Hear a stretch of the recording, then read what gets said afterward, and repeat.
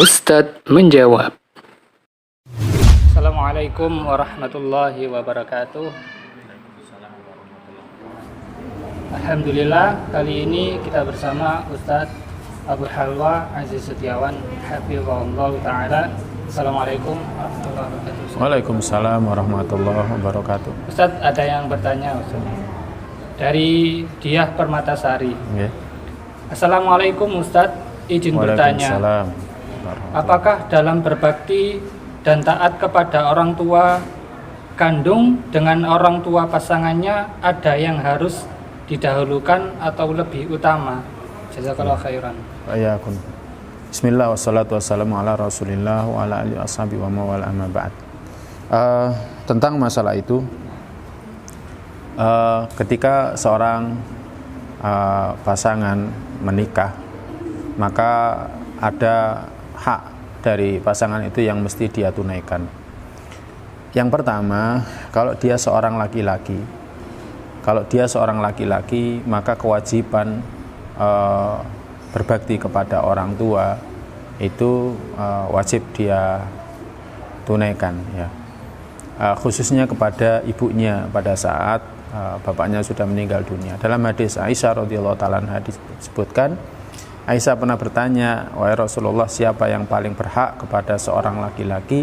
Maka Nabi sallallahu alaihi wasallam menjawab, ibunya. Kemudian setelah itu Aisyah radhiyallahu taala anha bertanya lagi, wahai Rasulullah, siapa yang paling berhak kepada seorang wanita? Maka jawaban Nabi sallallahu alaihi wasallam adalah suaminya.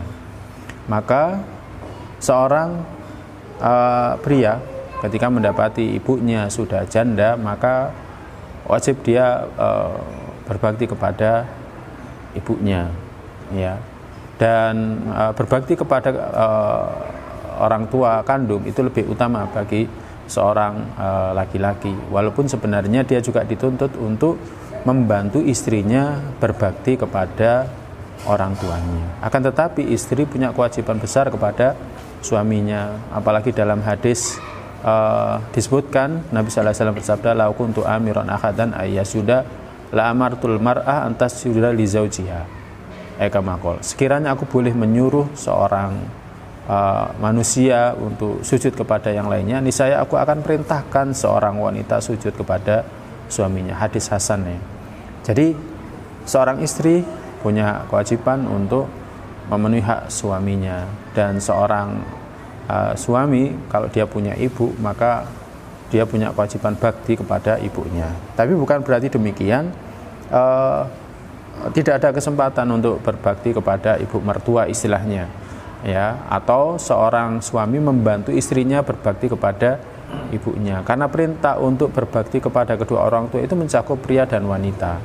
Tetapi dari hadis Aisyah tadi, ya kan, kita mesti tahu bahwa hak seorang ibu kepada anak laki-lakinya itu besar, dan hak seorang suami kepada istrinya itu sangat besar, ya. Maka ini yang harus diketahui dalam muamalah suami istri dengan kedua orang tuanya. Jadi bakti kepada orang tua, ya, orang tua kandung tidak sama dengan orang tua pasangan.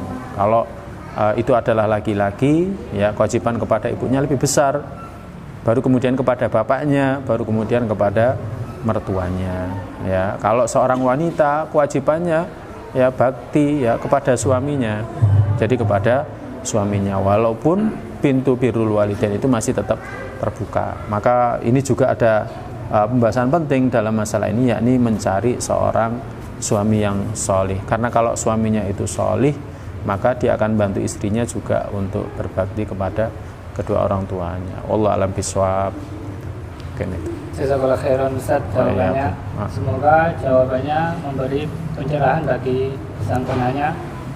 Bagi teman-teman yang ingin bertanya melalui sosial media dapat mengirimkan lewat inbox atau bisa komentar pada saat live kajian.